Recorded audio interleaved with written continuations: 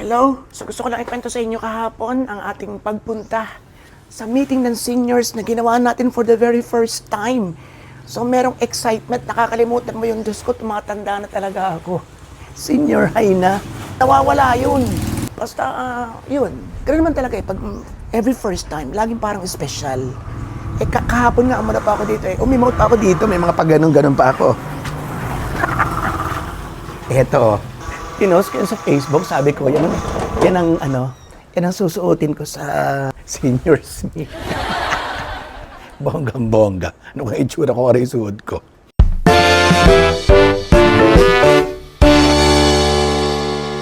Diba? Social na para magbibinggo. So, yun. Pag-usapan natin ngayon ang aking kauna-unahang seniors meeting. At ang, wow, sa wakas, yung ating hinihiling na magkaroon ng puno na magbibigay ng lilim sa puntod ng inetang tatay, meron na.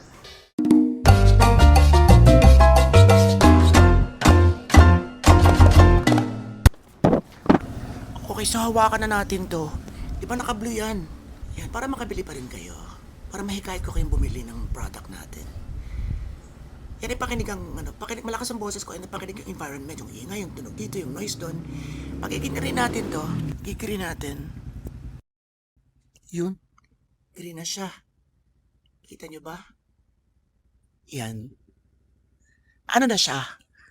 Boses ko lang. Pagkagandang-ganda ko lang boses sa marinig, wala yung masyadong mga hangin-hangin na yan. Yun nga lang, pag meron tayong gap, nga tumigil tayo ng konti, ano rin, para tayong bingi, wala tayong marinig. Pero okay lang, testingin natin to. Once again, ito po, meron tayong video sa TikTok na Boya Mic. I-click nyo lang yun, or punta lang kayo doon. Makikita nyo sa ilalim ng video na merong yellow basket. Yun, i-click nyo yun para maka-order kayo. And nandito sa YouTube, tinatag ko rin siya sa baba ng video para maka-order kayo. Kasi ito naman, hindi lang kailangan ng content creators. Kailangan nyo rin kapag meron kayong mga karaokean, meron kayong mga usapan ng mga kumare mo na gusto mong secretly i-film, tapos pagtatawanan nyo after, at least pakinig yung mga boses ninyo. Sabagay mahirap yung sekreto dahil kita to. Kahit dito mo ilagay. Kaya kasi bumababa siya Kung mga ganun siya, tumutungo siya. So, ayun na nga. Punta na tayo dun sa Tikaan. Ay naku, pagkakain, hindi naman masaya.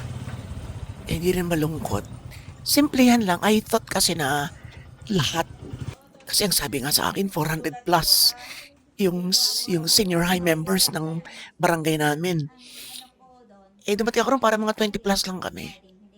So yun, I found out na kahit saan yata mga meetingan or mga organized events, laging especially yung mga walang yung wala kang magiget back, like may handa or may pagkain or may perang pamumudmod or may ayuda, talagang mahihirapang makumpleto lahat ang attendance.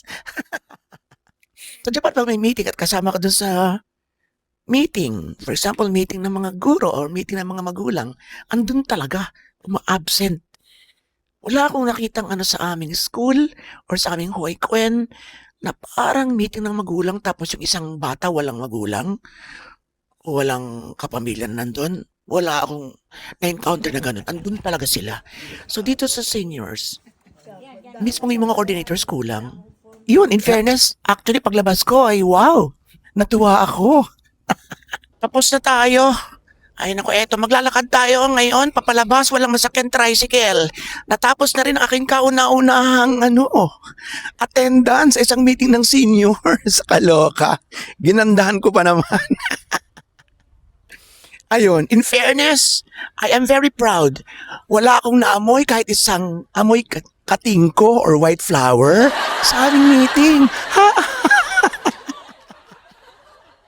Okay. So more kwento about our senior high life. Ano ko, lakad ako ng init. More kwento about senior life sa mga susunod na araw. Yun. Ay wala talaga akong naamoy na mga panghaplas. Ay wala Nag-expect na may panghaplas. Kayo ano ba mga panghaplas ninyo? Bukod sa mga katik-atingkot, mga white flower. Ano? Natapos siya ng at least nalaman ko yung name song ko na nandun. For example, kung may mga ayu-ayuda, may mga Christmas giveaways. Di ba may mga pagano naman sa mga kanya-kanyang barangay or city or bayan. Lalo pa malapit ng eleksyon. May mga ganun-ganun na. Ganun nga ulit natin, bumabagsak kasi. So in general, maayos at masaya na nakapunta na ako kasi noong una hindi ko alam kung paano ako kilos. Sino, baka may kilala ba ako or wala. Actually, tinawagan ko pa yung kaibigan. Uy, senior ka na ba? Para may kasama ako. Yun. Mas masaya, sa totoo lang, kung meron ako mga kumadre, nakasakasama ko na sa mga meeting ng senior high. Oo. Diba? Sino mga nakakaranas sa parang laging masaya ang bawat events ng senior high group. Because alam mo na nandun yung mga kahit mga kabiruan mo, katawanan mo, kasayawan mo. Diba? Okay ngayon, punta tayo sa punto ng init ng tatay. Gumawa ko ng vlog niyan. Nakita ko na lang sa inyo. Ang vlog niyan, 2 weeks ago na, wala pa. Ay, kaya ako kinuha yung lugar na yon ay para may lilim. Kung may mga pagtitipon ka meron, mga patasal or something, ay may tent or wala, okay. Kaso yun nga nangyari. Eto, panoorin natin.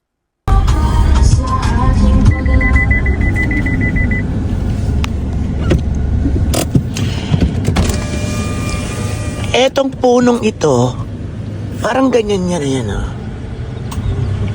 Ito talaga yung pinili kong location para sa inay at sa tatay kasi kako maganda ito pag lumago or something. So, nung medyo lumiliit na siya or medyo nag-iiba-iba na, ay nagsasabi na ako na paparinig na ako na sana kailangan mapapalitan natin or something. Pero hanggang ngayon wala pa rin action. Ayan na. Hindi na talaga siya ginawan. Hindi ko naman mabungangaan yung mga staff at mapapait.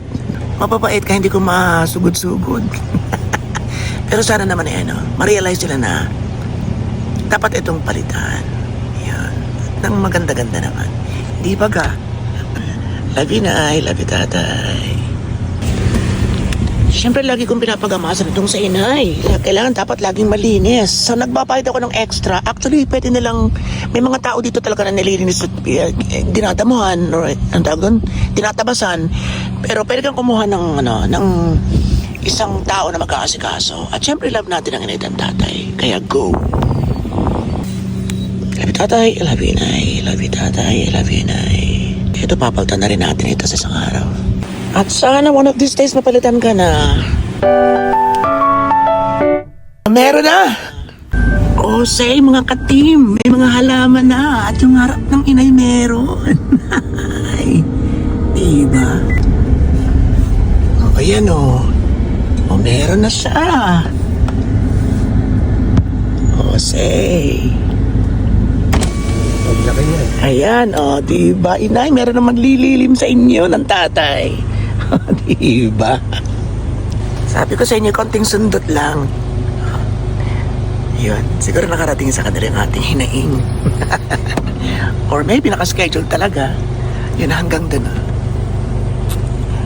Oh, hey! Thank you! Love you, Tatay. I love you, Nay. Love you, Tatay. I love you, Nay. Yan. So yun na nga, biglang meron. And then dinalo ko ulit. Parang lanta na agad. Bakit yung bisariwa? Ano kahit lagi na lamang yung atin ang nadadali,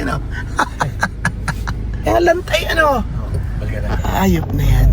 Kasi ari nga lang, fresh ari, Ay, aring sa amin na naman ng lantay. Ano kayo yun? At lagi na lang ang nada.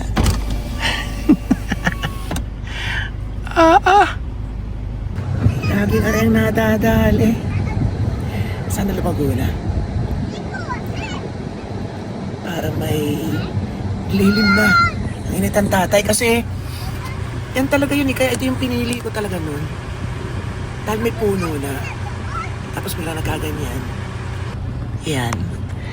Ay di, yan. Sinasabi ko sa kanila, nagpaparinig ako or something. Hindi ko naman masugod-sugod nga. Gaya ng sabi ko kasi mababait sa akin. Di ba parang hirap bagang awayin ng mga mababait sa'yo. So, yun. Hindi ko na kung napanood nila yung vlog ko or maybe talaga nakaschedule na. Yun. Sana naman mabuhay ko ng dire-diretso. Sariwan-sariwa yung iba eh. Ganun yan paglaki dito. Paglaki. Alin? Yung puno na yun. Ganyan yun. Maganda. Yun. Ayun, di sana naman ay okay. Ilang years kaya yan? Kaya... Kidala muna tayo sa inay. At sa tatay. Kaya nga, di Mario, nalagyan na, di ba? Nalagyan na siya. Ay parang ganito tayo na naman na rin amit ka. Gaganda nung iba eh. Ari yung gwardiya diri, poging-pogi. Ay ano, sana yung magdire-diretso, Ari? Diretso yan. Ano kayo puno, Ari? Ari nga, ano? Ari bilog na, Ari, ano? Yung nga, tama sabi ni Chito. Tama nga. Kainin ko naman magpatrol. Ano ka, Ari? I love you, tatay. I love you, nay. I love you, tatay. I love you, nay. Ayan. Lanta na. Sigurado namang hindi pababayaan yun ng mga yun. Didiligan yun. Kung nakikita natin yun, basta nakikita nila sigurado kasi araw-araw sila doon. Tayo ay halos araw-araw din. Sa totoo lang, hanggang ngayon, yun ang ating panata or pangako. Na nakapantay tayo sa inay sa tatay hanggang sa huli bilang pagpapakita ng ating taus-pusong pasasalamat sa pagmamalay binigay nila sa akin. So, I'm looking forward to seeing that tree na malaki. Yun. Na makakapag, hindi na kami pupunta rin sa kabila, kundi doon na mismo kami magkikwentuhan o magbablog. Diba? Kasi, actually, gusto ko talaga minsan, total nag-vlog tayo doon minsan, or kalimitan. Mas gusto ko sa harap ng ini, kaya nga hindi ko nga magawa yung gawa ng mga puno. Yun.